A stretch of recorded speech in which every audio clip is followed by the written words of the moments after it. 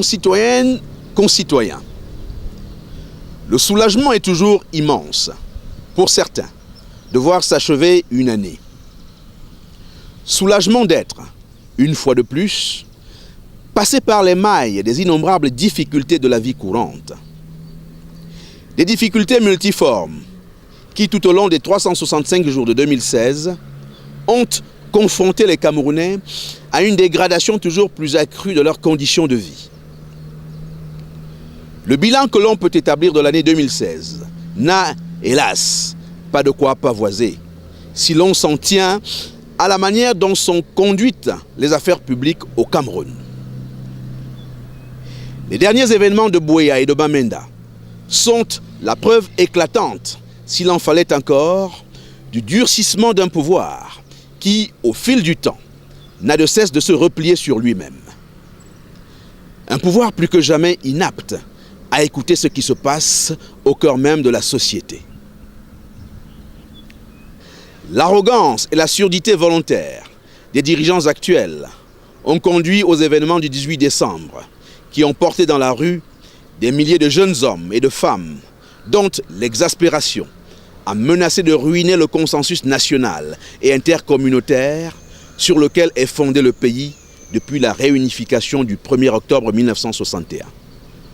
Par-delà les nombreux accidents de la circulation routière, qui de manière rituelle ont endeuillé de nombreuses familles, il y a eu, dans un registre tout à fait singulier, l'horreur absolue de l'accident ferroviaire des Eka. Aujourd'hui, les conclusions de l'enquête sur cette affaire sont conjuguées au futur incertain. Pendant ce temps, les centaines de familles endeuillées ou éprouvées attendent encore, sinon une indemnisation, du moins un minimum de respect et de reconnaissance de leur douleur de la part de l'État. Mais là encore, les mêmes comportements sont à l'œuvre. Mépris, oubli, absence totale d'empathie et de compassion sincère à l'égard de la souffrance des populations. Tous les Camerounais se posent alors la même question. Dans quel pays vivons-nous pour que la vie humaine en vienne à être autant bafouée et banalisée?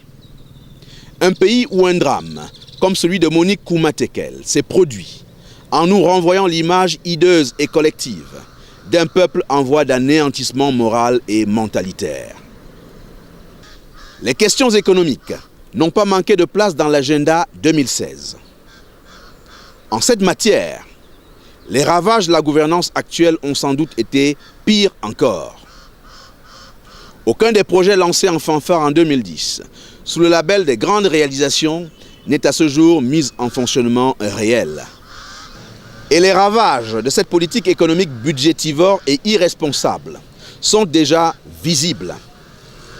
Sur le total de l'année 2017 qui commence, l'État du Cameroun devra rembourser près de 780 milliards de CFA à divers créanciers, selon les aveux même du ministre en charge du budget.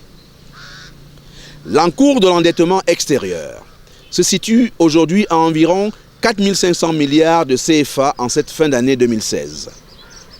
Pour nous, comme pour beaucoup de Camerounais, la question centrale qui se pose est la suivante. Où va cet argent, puisque dans leur quotidien, nos concitoyens n'en voient pas les effets de transformation positive? Et que dire de cette multitude de promesses non tenues du président de la République, compilées et finalement gelées dans les fameux documents dénommés plans d'urgence, faute d'imagination suffisante pour transformer notre environnement socio-économique par un projet de société harmonieux, robuste et pertinent. Sur les 2 dernières années, Paul Biya et ses hommes en ont proposé 5, tous demeurés sans visibilité palpable jusqu'à ce jour. Nous demandons donc que la politique économique actuelle change radicalement de cap dans un contexte où les contre-performances des États de la CEMAC les obligent désormais à renouer avec les politiques d'austérité et d'ajustement. À l'UFP, notre position sur ces sujets économiques est plus que jamais claire. Avec la volonté politique nécessaire, il convient de mettre en synergie les nombreux leviers permettant d'assainir au maximum les finances publiques, en combattant résolument les détournements de la fortune publique ainsi que la corruption d'une part, d'autre part, à la faveur de notre option déterminée et résolue de sortie du franc CFA, de mettre en œuvre une nouvelle superstructure monétaire et financière, susceptible, dans une approche économique inclusive et de plein emploi, de mettre tous les Camerounais au travail. Chers concitoyens, la fragilité de la situation nationale actuelle impose par conséquent que le logiciel de gouvernance du régime Biya soit remodelé, afin de favoriser une négociation pacifique des incontournables tournants et transitions politiques à venir. Il est en effet temps pour Paul Biya, le président de la République actuelle, qui le doit bien à la nation qui lui a tout donné, d'essayer, enfin, de rentrer dans l'histoire en mettant positivement à profit sa très longue expérience pour faire progresser la vie politique nationale, hélas très en retard par rapport au spectacle enviable qu'offrent d'autres pays africains de niveau comparable.